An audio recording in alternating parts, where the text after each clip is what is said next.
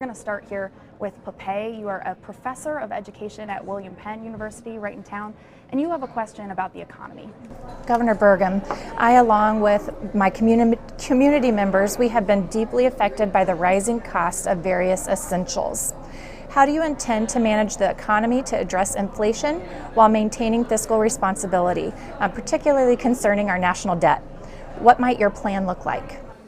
Well, first of all, Popay, I just want to say, thanks for participating, and thanks for being a college professor, and thanks for doing it in a community like this at William Penn. I mean, schools like that have such an economic impact locally, and I know you're having an impact on your students. So thank you for that.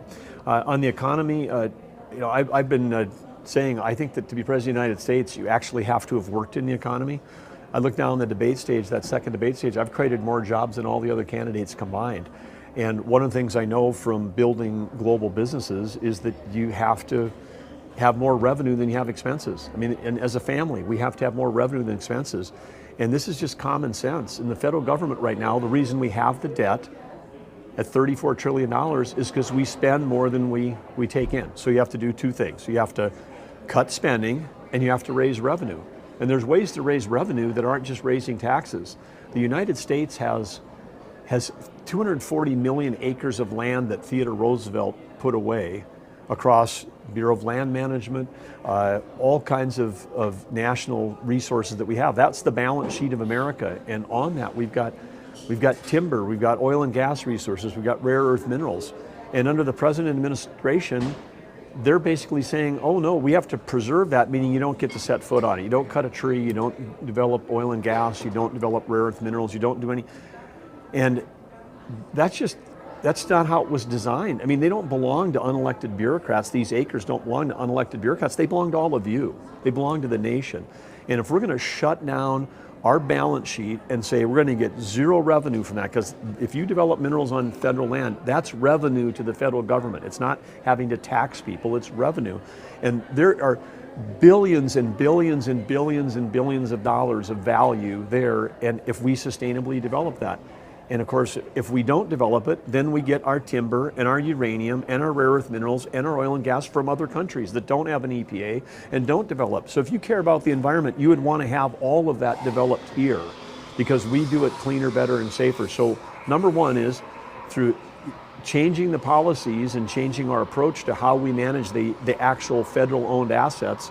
Because this is in places like Wyoming, and as the former governor of the Western Governors Association, former chair of Western Governors, we have states like Wyoming and Utah that are over 60% federally owned. These states are hamstrung because they got 2/3 of their state they can't do any resource development on. So drive revenue up, spending, get it out. We just have to, the federal government is outside of its lane. It does all kinds of stuff that it's not supposed to do. Those should be done by the state. So stop doing things that you're not supposed to do. Do it at the state level. States can do it better, cheaper. If state doesn't, they can do it at the local level or don't do it at all.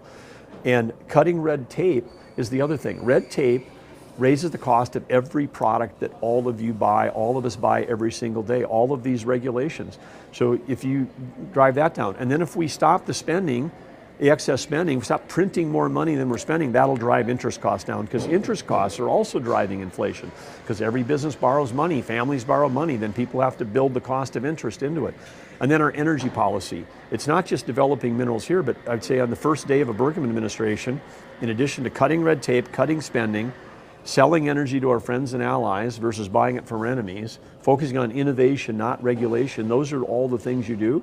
And when you do that, spending goes down, interest rates goes down, inflation comes down, manufacturing comes back, and then our economy takes off. And we stop empowering foreign dictators in places that produce oil, like Venezuela, Iran, and Russia, with our energy policies. We're actually destabilizing the world.